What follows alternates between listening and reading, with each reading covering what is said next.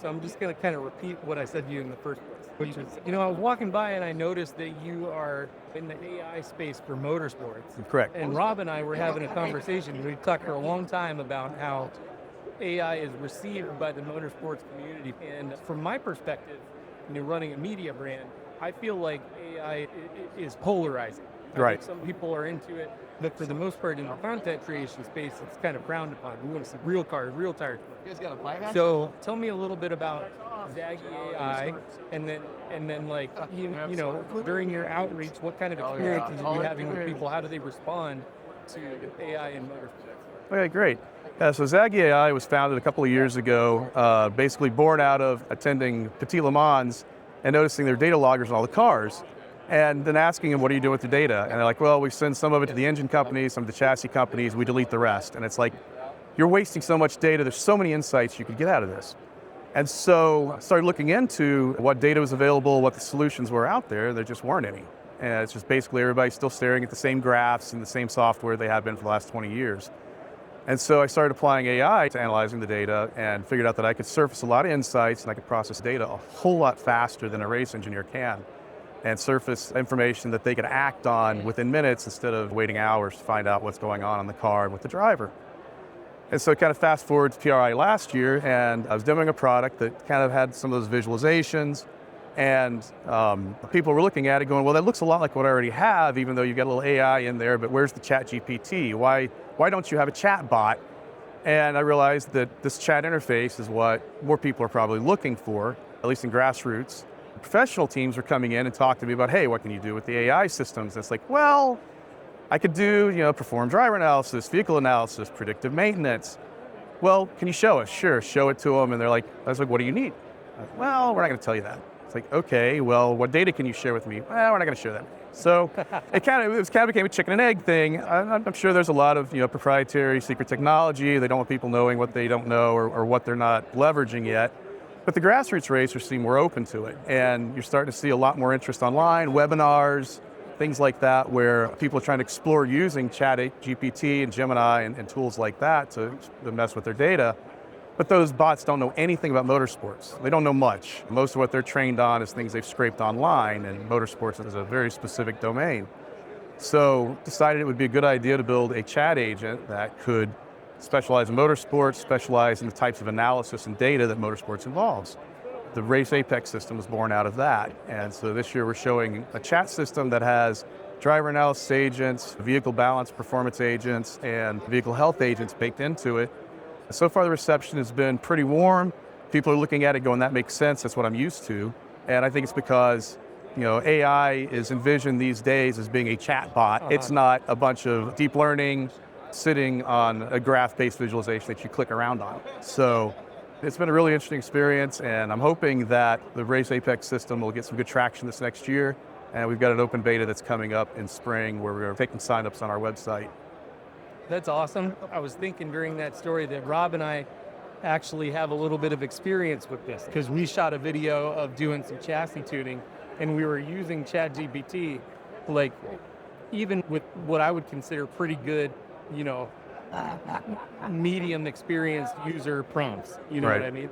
And the stuff that it was giving out was like, wait, that doesn't make sense. No. It was, if I do that, I'm going to have zero suspension travel. So Yeah, and I watched people pasting track segment split times up into ChatGPT, and everything was a right turn because it doesn't know what the track layout is. So that's one of the things we did was we pull in the track information, we pull in all the segments. Is it a right turn, a left turn? Is it a turn complex? It also pulls in curvature data on the track so that if you're flying through an area and you're pulling Gs, it analyzes, well, is this the appropriate G loading for this type of a turn at these speeds? So that kind of, and then the weather information, if you say, hey, this race was run on this date like 2 weeks ago or whatever, they can pull the data in and then say, yeah, that was kind of a wet, cold day, so this is how it would impact the car, and I see this because of this weather. This explains these results that I'm getting that are not considered normal or ideal. So how deep does it go with the calculation? Like, can you tell it that I'm on, X 200 tread wear tire, and it knows some of the tire engineering behind that tire and can extrapolate that into the weather data and the track curvature data and synthesize all this together? It's not to that level of complexity. Basically, whatever is in the session data log file is what it's using, and then whatever it can pull from that, like the location and date and time, it'll try to pull in weather information. It can handle up to about 160 data channels right now, and anything that you don't have, it tries to automatically calculate using math channels. And then it does have the AI under the hood. The AI engine has the capability of working with about 100 different setup data points for a car. We just don't currently have that pulled in because I don't have a way of uploading setup sheets into it yet. These channels are what you're gonna look at for driver performance, these for vehicle health, this for vehicle performance, and then some additional workflows that I've pulled in from some other publishers like Jorge Seeger's data analysis book, things like that I'm trying to leverage. So training the AI makes sense. What about testing the AI? Like, what do you do in order to test Zaggy and see the accuracy of its output? Yeah, so what I'm doing with that is when it gives me the outputs, I actually pull up the data and I try to perform as much analysis as I can. So like driver performance, a lot of it's, you pull up 5 or 6 channels, you can visually inspect it in smaller sessions with like 3 to 5 laps, or usually fewer than 10 laps. I can manually inspect. And then I have a couple of race engineers that I work with to try to help me out as well. And then I have actually built a proprietary system for labeling track data as well. So I'm hoping to pull more of that information in as time goes on. Data labeling is really tough. And so I can use that as ground truth to match against this to make sure that what we're producing is given the correct answers.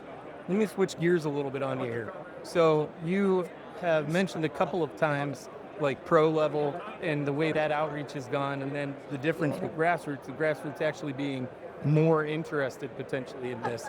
How do you see this becoming, or how is it a valuable tool for a grassroots racer as opposed to a pro?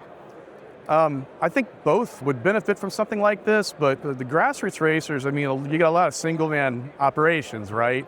So they come off the track, they download their data, and they're tired, they're hot, they've been out running the track. They don't necessarily want to sit and stare at a screen for several hours trying to figure out, what did I do right, what did I do wrong? Is there something wonky with the setup on the car possibly? Is there an overheating issue or an electrical issue that I don't know about?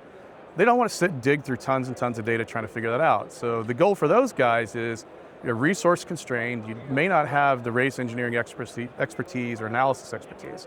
So we're going to try to provide that capability so that you can download the data, load it up, say just, give me a summary of my session, and then anything in there that kind of gets red flagged, let's drill deeper into it.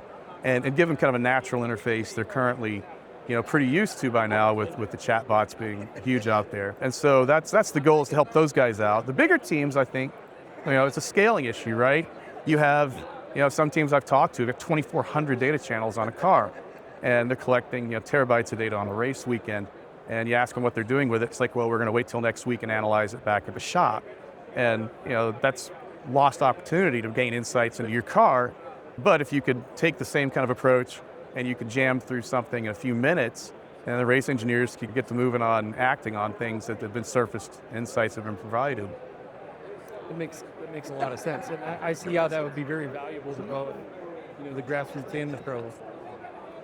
So I use a little bit of ChatGPT. I kind of fit into the camp of motorsports where we don't love AI because it's not human. I feel like you lose something by using AI, but this is kind of behind the scenes. And I think that because of that, it has the ability to turn small grassroots outfits, maybe like single man operations or small, like massive trek. Right. Initial target market is grassroots racing, club racing. I'd love to work with SCCA, NASA type racers, at that level, because I think they're the ones that need the most help, really. I mean, the bigger teams have got more resources. Yeah, that's true. It's not meant to be condescending, it's not meant to be disparaging, but they don't have a dedicated race engineer. They don't have $1 million budget. They don't have a bunch of data scientists. Even some of the pro teams are constrained. I've talked to some prototype teams in IMSA that are like, there's one race engineer and 2 cars. And it's like, what do I do? I'm collecting a ton of data and I'm swamped, I'm overloaded. And so there's opportunities to help those guys out. But by and large, the big pro teams, they're looking for a competitive edge because they're trying to eke every little bit of it, competitive edge out, and AI is the next frontier for that. And so I think a lot of them are still kind of unsure where that fits into their current race program and their data analysis programs. And so that's where I think, I don't say there's resistance, but it's a lot of we don't know what we don't know, I think, still going on there. But the grassroots people are like, yeah, we know we don't know how to analyze the data. We'd love to analyze the data. We don't have time for it, but we know there's a lot of value there, even with a limited number of data channels that we have. So that's where I really want to focus for the time being. Well, as a single man outfit myself, I know how daunting it can be just to look over like my little, hobbyist data logger that I use in my car. And I think that could be really valuable. Give you like in the moment setup changes and things like that if you want them. I would be really interested in like trying this. I'm probably going to go scan your beta thing, Definitely. your QR label. Yeah, we'd love to get some feedback when we launch this thing. And the open beta, like I said, it's a restricted beta. We're going to try to get that launched in January. Start getting some feedback. We want something that understands the motorsports lingo, the concepts, things like that. We found a model that's working fairly well right now with a little bit of love, but there's still some gaps. So we know we've got to get something that's very domain specific to be fully effective. How do you intend to get the word out about your product? I mean, I understand that you're here at PRI with a booth, but how do you intend to spread the word of Zaggy AI? I would love to get involved again, like so with SCCA and NASA. I'd like to do some business development work with those guys, possibly to good outreach to their club racers and their smaller teams. I'd like to get some involvement with some of the larger teams if possible, maybe doing a little bit of assistance with their AI programs. And then obviously opportunities to talk to people like you who can help me get the word out and let people know this is available. This is bringing AI to club racing and motorsports. I can see it already. Like you just have to put, don't trust ChatGPT for what it thinks you should do to your car. Look at Zaggy AI. Awesome. Well, thank you for that.